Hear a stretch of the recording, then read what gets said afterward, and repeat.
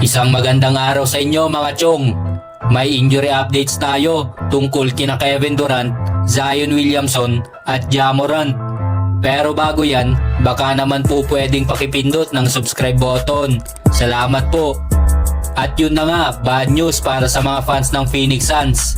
Dahil ang kanilang superstar na si Kevin Durant ay magpapahinga ng hindi bababa sa 2 linggo dahil yan sa left calf injury.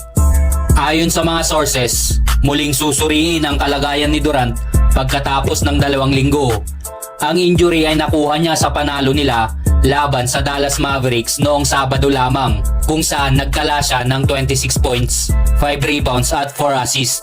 Napakaganda ng simula ni KD ngayong season dahil nag-a-average siya ng 27.6 points kada laro at tinutulungan ng Suns na manguna sa Western Conference na may 8-1 record sa kasalukuyan. Kasama ni Nikola Jokic, isa siya sa 2 players na may shooting percentage na 55% mula sa field at 40% naman mula sa 3-point line, habang nag-a-average ng hindi bababa sa 25 points kada laro. Bukod dito, nangunguna rin siya sa clutch time scoring na may 35 points. Dahilan kung bakit 7-0 ang Suns sa mga dikitang laban sa huling 5 minuto. Sa panig naman ng Memphis Grizzlies, week to week ang status ng kanilang star guard na si Ja Morant matapos matukoy ang injury kung saan bahagyang natanggal ang hip joint mula sa normal na posisyon nito pero hindi tuluyang na-dislocate. Nangyari ang injury noong nakaraang Huwebes sa laban nila kontra sa Los Angeles Lakers nang subukan niyang hulihin ang isang lob pass. Ayon sa team, bumagsak si Morant sa matinding anggulo matapos ma-destabilize sa ere. Matapos ang injury, hindi siya nakapaglaro sa laban nila kontra sa Washington Wizards, kung saan umangat ang backup niyang si Scottie Pippen Jr. at nagtala ng kanyang unang triple-double sa karir.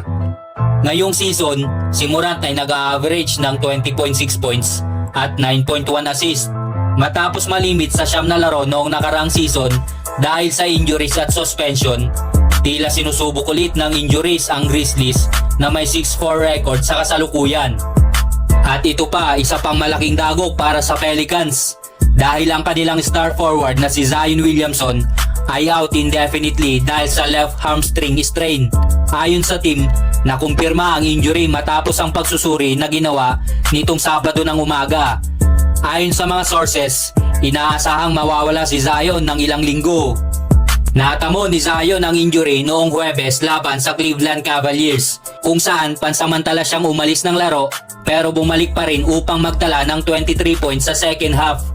Hindi siya nakapaglaro sa sunod nilang laban kontra Orlando Magic, ang ika-4 na laro na na-miss niya ngayong season. Tila malaking setback ito para sa Pelicans, lalo na't bumagsak ang kanilang performance na may 4 na sunod na talo at 7 talo na sa huling 8 laro. Simula nang madraft bilang first overall pick noong 2019, marami nang na-miss na laro si Zion dahil sa sunod-sunod na injuries. Ngayon, sa dami ng mga players na nai-injure sa Pelicans, kasama dyan sina Trey Murphy, DeJounte Murray at CJ McCollum, mukhang kailangan ng team na mag-step up habang wala ang kanilang mga pangunahing players. Zion on the run, all the way to the hole. 3.8 timeout Spurs.